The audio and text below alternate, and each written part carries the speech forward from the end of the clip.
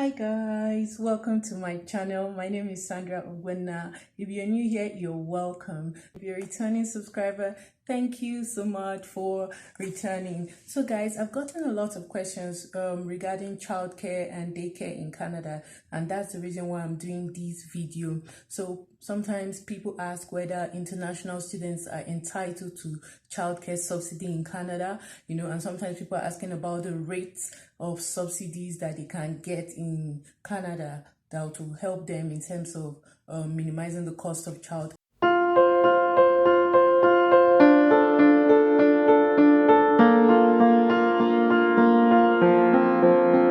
So this video is going to be centered on childcare in Canada, the different options available to you when you come to Canada, the cost of childcare in Canada, subsidy available, eligibility, because if you're not eligible, you would not be able to access this subsidy for childcare in Canada. So guys, childcare in Canada can actually be classified as regulated childcare services or unregulated childcare services. So unregulated childcare services are basically maybe your one-on-one agreements with maybe a nanny or a friend or family member or neighbor or something to help you with your child or help you with the care of your child, maybe paid or unpaid. You have the sole responsibility to make sure that you're keeping your child in a safe place, to make sure that the caregiver with whom you are contracting privately with actually takes care of your child in the best way or manner possible. For regulated childcare services, we have in Canada the childcare centers or daycare centers. So in this video, I'm going to be using childcare center or daycare center, or be used interchangeably, or daycare or childcare. I'll be using those two phrases interchangeably, so they don't be confused. Anyways, so for regulated childcare services, we have daycare centers, we have kindergarten, preschool, after school care, and all of that. We even have day homes, which are also licensed or regulated.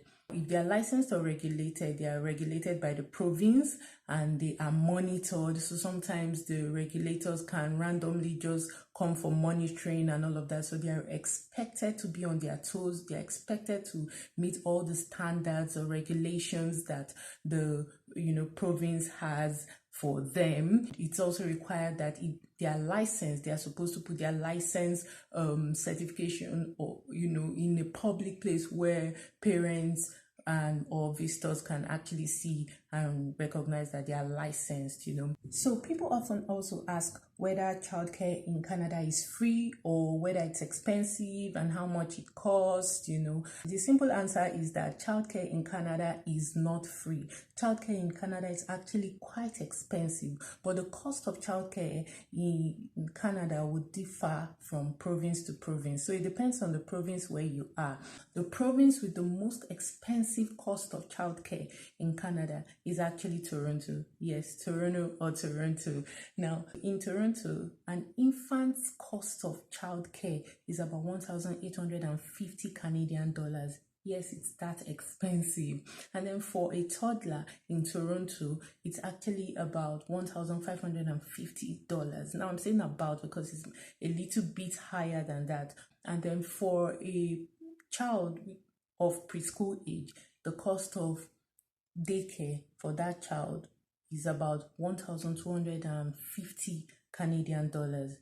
This is quite high when compared to provinces like Manitoba. Now, Manitoba actually has the cheapest or lowest cost of childcare in Canada, Winnipeg in particular. So you have for an infant in Winnipeg, cost of childcare is 650 Canadian dollars. So you can imagine the difference. 650 Canadian dollars in Winnipeg, Manitoba, as opposed to 1,850 Canadian dollars in Toronto or Toronto.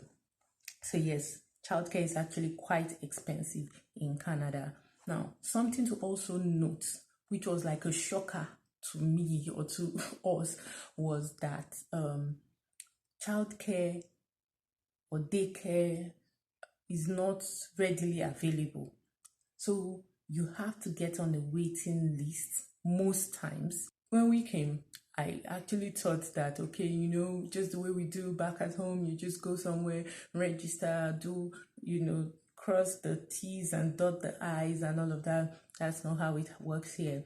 You get on a waiting list. If there's no space for your child, you know, you actually, and you want the child to go to that particular daycare, you have to get on a waiting list and wait.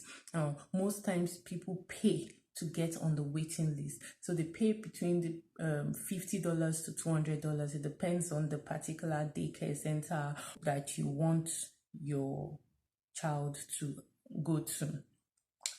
Sometimes these wait lists are actually really long. For some people who are very aware of the fact that there is shortage of spaces or there are availability issues, when they are pregnant, they actually even get on the waiting list before they put to bed. Before they put to bed, they get on that waiting list just to create space for their, you know, child when the child is born and when they are ready to actually take the child to daycare. So this is how some people try to, you know, reduce their wait times. But we didn't know that when we came, and we had to join the wait list. So guys, this actually now brings me to the subsidy. Every province in Canada provides subsidy for daycare or childcare in Canada, and the amount that you get will depend on the age of the child. Yes, whether the child is an infant, whether the child is a toddler, or whether the child is of preschool age, or, you know, it also depends on the family's income. So the income of the family will also determine the subsidy that the child gets. The number of hours the child actually has to spend at daycare. The number of hours also determine how much subsidy the child gets for daycare. In a month, the maximum number of hours that a child spends or is required to spend in daycare is 100 hours. So in a month, a child cannot spend more than 100 hours in daycare. So eligibility. Who is entitled to daycare subsidy in Canada? Who is entitled to apply for daycare subsidy for their children in Canada? Now, Canadian citizens are entitled to apply for daycare subsidy for their children in Canada. Permanent residents are entitled to apply. Temporary residents are also entitled to apply. Temporary residents with work permits. That's totally different, because you can be a temporary resident and not have work permit. You can be a temporary, for example, if you're here on visitor's visa or visiting visa. But if you're a temporal resident with work permit, then you can apply for daycare subsidy in Canada. If you or your spouse attend school or is going to school, you can apply for daycare subsidy in Canada.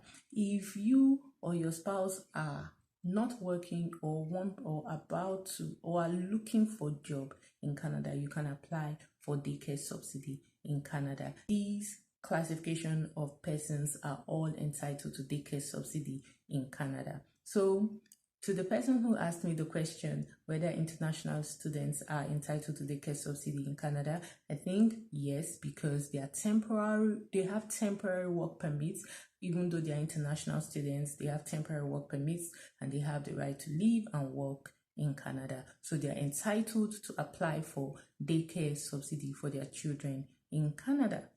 Some daycare centers or home daycare provide food for children. They have a menu, they provide food to try to make sure that the food is healthy. So these are things you should ask about. But some daycares do not provide food, so you should ask and find out which daycares, provide food. Some require that you bring your child's food, with you and all that. So those are, questions that I think are quite important to ask. And safety measures or standards that must be met and that as a parent you should look out for example, making sure that hazardous things are not close to children, stairways are gated, that just basically safety measures that are very, very pivotal to ensuring that children are safe.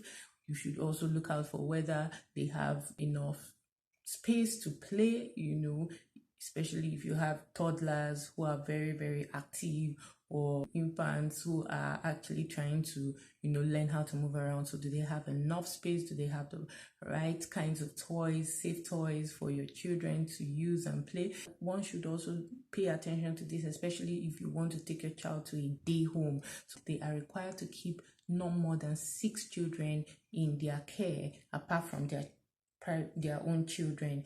Ensure that they are not keeping too many children, they are not keeping more than 6 children under their care or providing care for them.